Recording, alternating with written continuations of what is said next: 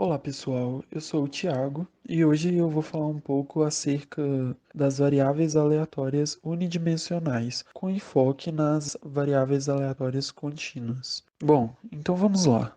Imaginem uma situação hipotética que em certa cidade está ocorrendo um estudo do número de carros que passam por determinado semáforo por dia.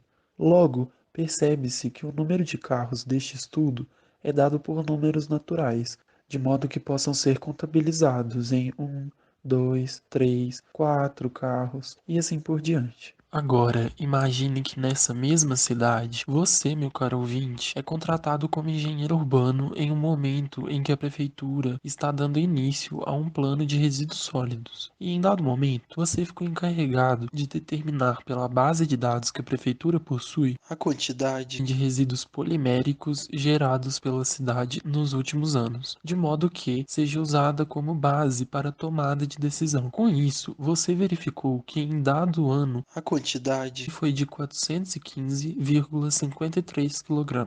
Este valor compreende-se entre os números inteiros 415 e 416. E o que eu quero que vocês reparem é que somente nesse intervalo os valores para este caso são infinitos. E, fora do mesmo, essa infinidade só aumenta. Com este último exemplo pessoal, pode-se observar a aplicação dos conceitos de variável aleatória contínua, destacando-se pela comparação com o primeiro exemplo, suas diferenças em relação às variáveis aleatórias discretas, onde tem-se que as variáveis aleatórias contínuas, VACs, são definidas por casos em que os valores possíveis de x são um conjunto infinito e não enumerável de valores, ao passo que as VADs, variáveis aleatórias discretas, são retratadas por casos em que os valores possíveis de x é um conjunto finito ou infinito e enumerável de valores. Com isso, após definir as VACs, nós vamos abordar a função densidade de probabilidade da mesma, onde temos três condições a serem retratadas na FDP das variáveis aleatórias contínuas. Primeiro, f de x é maior ou igual a zero se x é pertencente aos reais. Segundo, a integral de menos infinito a mais infinito para f de x dx é igual a 1.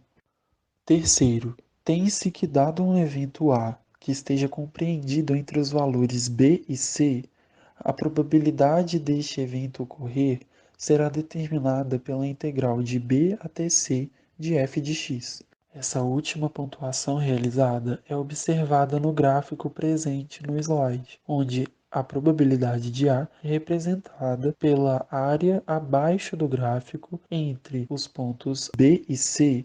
Logo, tem-se algumas considerações a serem realizadas. Primeiro, p de x igual a x é igual a zero, pois, como retratado anteriormente, enfatiza-se a interpretação geométrica da integral, onde as VACs são determinadas por área. Logo, a integral no ponto sempre será zero.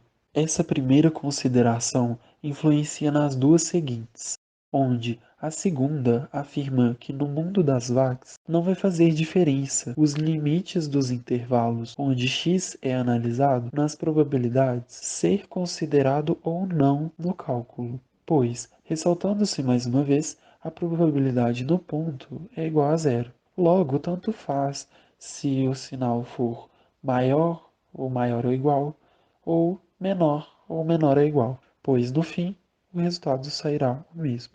Essa segunda consideração torna certas análises das VACs mais fáceis, pois, incluindo ou não os pontos, você acertará o resultado, diferentemente do universo das VADs. Contudo, é mais elegante da nossa parte saber analisar tais quesitos. Por fim, temos a terceira consideração, onde há a afirmação de que a probabilidade de x ser menor ou igual a é equivalente à probabilidade de x ser menor que A, mais uma vez, pela questão de a integral no ponto ser igual a zero.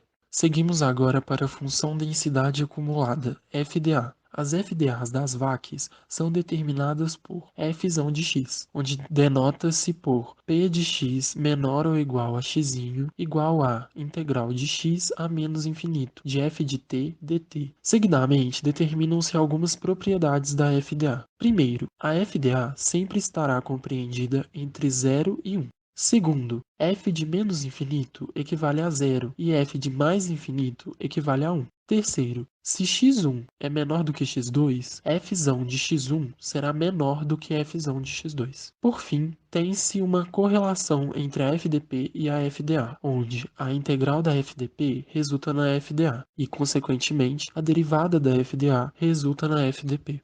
Tendo finalizado a abordagem dos conceitos apresentados, iremos agora colocá-los em prática em um exercício.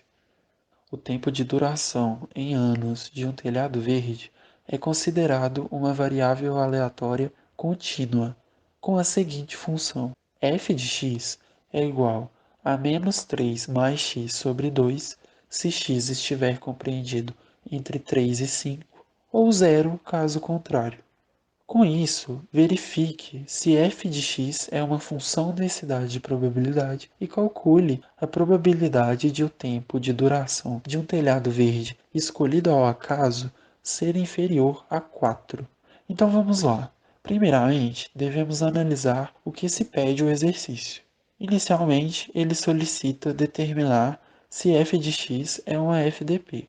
Seguidamente, ele pede para determinar a probabilidade de x ser menor do que 4. Então vamos para a primeira etapa, onde para verificar se f de x é uma FDP, devemos trazer as condições para que a mesma seja considerada como tal. Nesse sentido, a terceira condição não entra em cena, pois ela retrata mais a questão da ocorrência de eventos, não a validação de uma FDP. Com isso, ficamos com as outras duas, onde a primeira, pela análise dos valores possíveis, é vista que é satisfeita.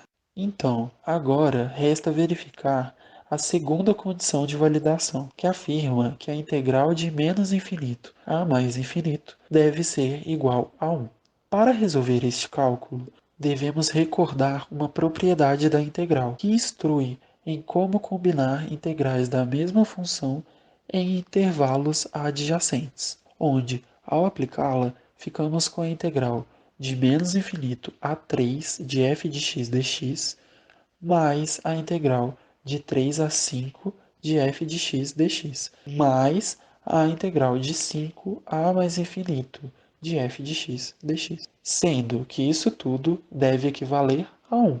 Note que os valores de x em nossa função estão definidos entre 3 e 5. Desse modo, a integral de menos infinito a 3 e a de 5 a mais infinito serão iguais a zero, restando assim somente a integral de 3 a 5 de menos 3 mais x sobre 2 dx. Com isso, ao resolver a integral, como mostrado agora no slide, obtemos que seu resultado corresponde realmente ao valor 1. Com isso, determinamos que a resposta para essa etapa da pergunta é que a função apresentada para o tempo de duração em anos do telhado verde atende às condições necessárias para que seja considerada uma função densidade de probabilidade. Retornando agora para as solicitações da questão, nós já determinamos que f de x é uma FDP. Resta agora determinar a probabilidade de x ser inferior a 4. Para tal, nós pegaríamos a fórmula da FDA, onde mais uma vez aplicaríamos a propriedade da integral vista anteriormente, de modo que obteremos a integral de menos infinito a 3, mais a integral de 3 a 4 de f de t dt. Note mais uma vez que a função não está definida de menos infinito a 3, e com isso podemos anular essa parcela da conta, restando assim somente a integral de 3 a 4 de f de t dt. Uma observação: a resolução desse exercício poderia também ser feita pela terceira condição de FDP, vista anteriormente, onde chegaríamos à mesma equação que estamos no momento e, consequentemente, ao mesmo resultado.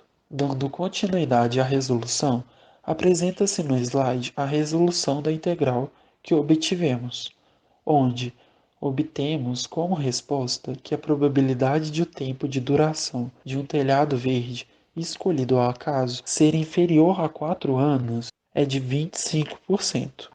Fica aqui para reflexão palavras de Carlos Alberto Hang, que diz que a própria vida é um processo estocástico, onde eventos aleatórios se constroem com a soma de variáveis vividas, transformando, moldando e formando novos movimentos e mais vida.